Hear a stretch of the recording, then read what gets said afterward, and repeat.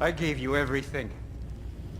My skills, my friendship, my home, my secrets, my treasures. And you just kept taking. And now what have I got? Not even my family. In the immediate, suffocating aftermath of Odin's escape, the sanctuary of Sindri's house has transformed into a tomb. The air is thick with the scent of iron and the crushing weight of a silence that can never be filled. As Atreus reaches out, a gesture of instinctive comfort toward the man who has been his uncle, his chef, and his friend, the world pivots on a single, jagged axis. Sindri does not just pull away. He recoils as if the boy's touch is a plague.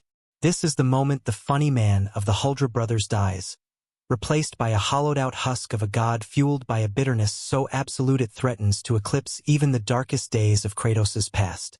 Sindri's eyes, once bright with nervous energy and kindness, are now cold, glassy wells of grief. When he finally speaks, the venom in his voice is a masterclass in emotional devastation. He isn't just angry about a mistake. He is dismantling the very foundation of their bond, holding Atreus' curiosity and his search for destiny accountable for every drop of blood on the floor. The indictment Sindri levels against Atreus is a total deconstruction of the hero's journey. He looks at the boy, a child he protected, fed, and loved, and sees only the catalyst for his brother's murder. When he tells Atreus, "I gave you everything, my home, my secrets, my brother, and you just took," he is stripping away the nobility of Loki's quest. For the entire journey, Atreus believed his pursuit of Tyr and his desire for hidden knowledge were for the greater good. Sindri is the one who points out the wreckage left in the wake of that obsession. To Sindri, Atreus' curiosity wasn't a grand adventure. It was a selfish, reckless invitation that brought a wolf into their kitchen. The psychological weight of this realization nearly crushes Atreus, forcing him to see that his growth came at the expense of Sindri's entire world. Kratos stands by, silent and mourning, because he recognizes this fire. He knows the hollowed-out rage of a man who has lost his soul and has nothing left to fear. This confrontation marks the permanent death of the fellowship that held the realms together. When Sindri tells Atreus that he is not his friend, it is a total severing of the familial tie that defined their survival. He is no longer the germophobic blacksmith who fussed over a speck of dirt. He is a man who has touched the ultimate filth of death and realized he can never be clean again. For Atreus, this is a baptism by fire into the reality of consequence. He learns that mourning isn't just a quiet feeling. It is a confrontation with the people whose lives you have fundamentally broken. Sindri's descent into this cold, righteous fury is a haunting reminder that in a world of gods and monsters, even the kindest heart can turn to stone when the one person holding it together is ripped away. The house is no longer a home. It is a crime scene where Atreus is the primary witness and Sindri is the judge who offers no mercy. The cost of war is finally laid bare in the look Sindri gives Atreus before he departs to gather what remains of his brother. It is a look of pure, unadulterated resentment. Kratos has spent the entire journey trying to teach Atreus to be better, but Sindri is the one who shows him the price of failing to be better sooner.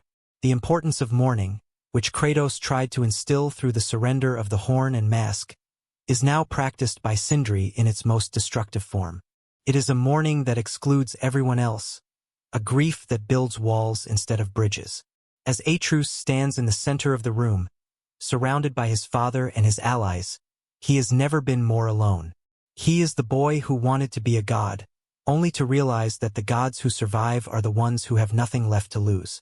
The scene ends not with a shout, but with the chilling sound of a man who has lost his capacity for love, leaving Atreus to carry the weight of a brother's death for the rest of his life. This analysis reveals that Sindri's outburst is not just about Brok's death, but about the betrayal of the safe space he worked so hard to maintain.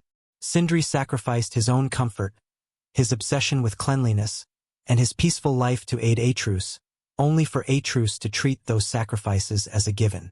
The tragedy lies in the fact that Sindri was right.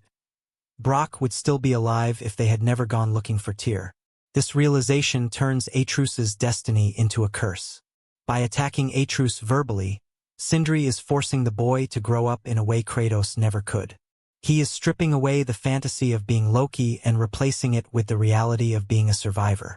This scene is the emotional core of the game's second half, turning the war for Asgard into a somber, joyless necessity rather than a heroic crusade. Ultimately, Sindri's rage serves as a mirror for Kratos. In Sindri, Kratos sees the man he used to be, someone who had lost his family and blamed the world.